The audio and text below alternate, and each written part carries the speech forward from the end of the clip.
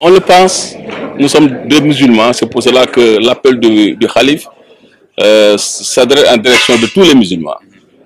Et que si nous fédérons nos forces, je pense que cette réponse peut être vraiment, on peut aider quand même beaucoup, non seulement les opérateurs qui ont les moyens de le faire, mais aussi ceux qui ont des besoins d'être aidés.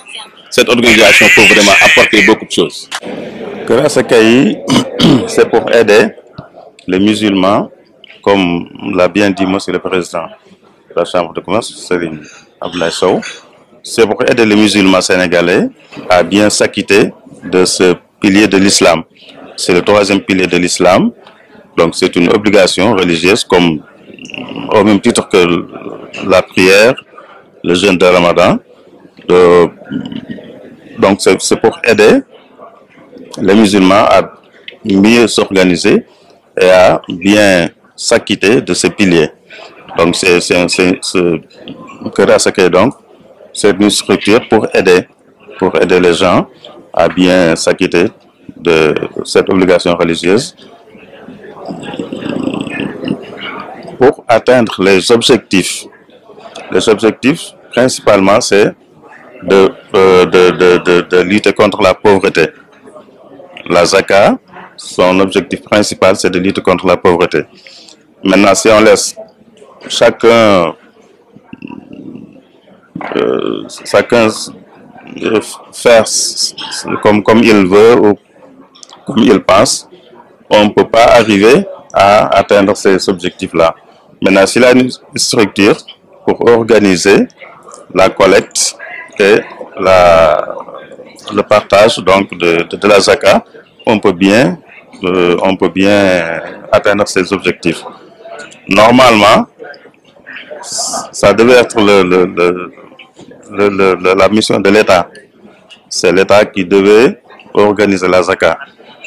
Mais comme nos États actuels ne prennent pas en charge ce devoir, donc les musulmans ont le devoir de s'organiser pour essayer d'atteindre ces objectifs fixés par l'islam à propos de la Zaka. Et bien sûr, la Chambre de commerce regroupe des opérateurs économiques. Et ce sont les cibles. Donc la cible principale, c'est les opérateurs économiques. En tout cas, pour ce qui concerne la Zaka de l'argent. Parce qu'il y a la Zaka du bétail, la Zaka de l'agriculture, mais la Zaka aussi de l'argent. Principalement, ce sont les opérateurs économiques qui sont la principale cible.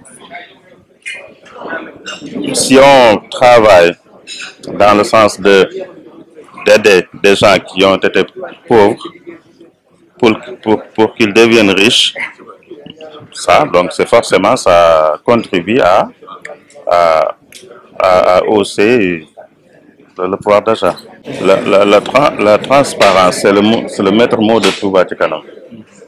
Leur devise, c'est laaj luñ mën def ko fuñ xam. Def ko fuñ xam, c'est la transparence. Et Touba Ca Kanam aussi a mis en place Kër Assakayi pour assurer cette transparence. La transparence, c'est de récolter la Zaka et de la distribuer dans les règles, conformément aux règles établies par la charia. Donc la transparence est de mise non seulement pour Kër Assakayi, mais surtout pour Touba Ca Kanam d'une manière générale.